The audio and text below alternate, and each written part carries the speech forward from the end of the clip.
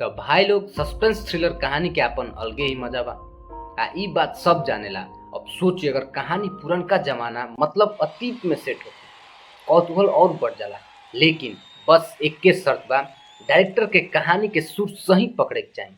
अब ए मामले में डायरेक्टर अतुल संभरवाल पूरा के पूरा पास हो गए बड़ा। 1993 के कालखंड के चुन कितना दमदार और इंटरेस्टिंग कहानी लेके आयल बड़न जे तोहार दिमाग घुमा दी।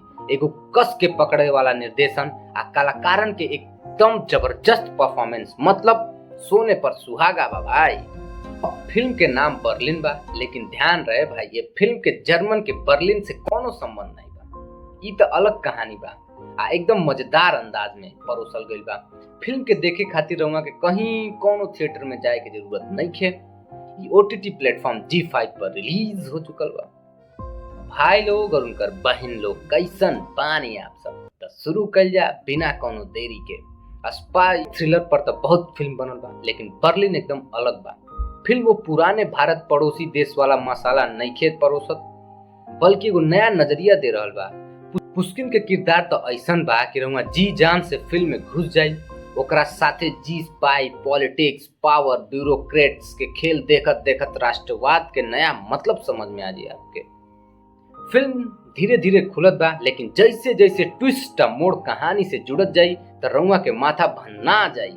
क्लाइमेक्स इतना जबरदस्त बा कि रहुआ सोचत रह जाए काहे कि पूरा रियलिस्टिक अंदाज में देखावल गइल बा। मानल जाए कि सेकेंड हाफ थोड़ा कमाल कम बा, बाकी फर्स्ट हाफ जबरदस्त बा। 90s के दशक के बारीकी डिटेलिंग, कपड़ा से लेके गाड़ी या बस स्टैंड, सब कुछ इतना बढ़िया से बैठावल गइल बा कि एकदम देख के मन करता बस कहे वाह भाई वाह। देखा भाई, कहानी सेट बा 1993 के दिल्ली में, जहां ब्यूरो नामक खुफिया एजेंसी के हेड जगदीश सोढी बाणे। उ एगो गूंगा और बहिरा आदमी के पकड़त ताने जेकर नाम अशोक बा। अशोक ये आकाशवाणी है। रूसी राष्ट्रपति के स्वागत की तैयारियां दिल्ली में जोर शोर से चल रही हैं। पर इल्जाम बा कि वो रूसी राष्ट्रपति के भारत यात्रा के दौरान हत्या के साजिश में शामिल बाणे। साथ ही एक भारतीय जासूस के मारे के भी उनके ऊपर आरोप बा। सोढी तो इनकरा के एकदम पूरी तरीके से जर्मन जासूस मान चुकल बाणे, लेकिन कानूनी कार्रवाई के तहत इनसे पूछताछ खाती एगो अशोक के बुलावल जाता, जे साइन लैंग्वेज के स्पेशलिस्ट बने। पुष्किन जैसे जैसे पूछताछ आगे बढ़ावेले तो जासूसी, राजनीति या विंग नामक दूसरा खुफिया एजेंसी के काला सच के सामना करेले। पुष्किन खुद के एगो खतरनाक षड्यंत्र में फसल पावेले, बाकी वो अशोक के साथ एगो खास कनेक्शन महसूस करे लगत रहे।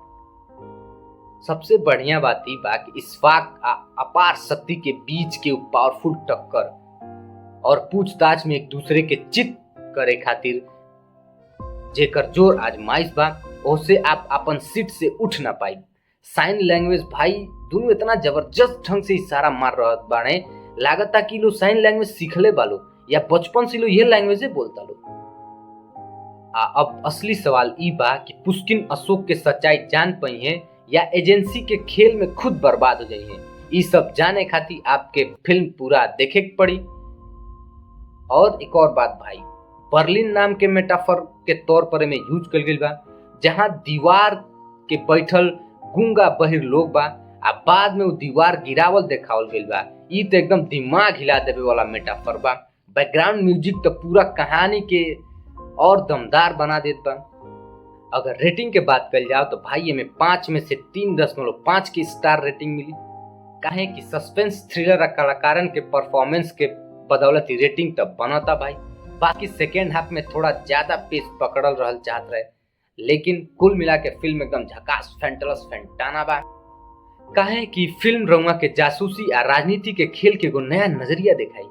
अगर ये रिव्यू अच्छा लागल होके तो चैनल के सब्सक्राइब करी, वीडियो के लाइक करी या कमेंट में लिखी कि अगला रिव्यू कैसन फिल्म के होके चाहिए।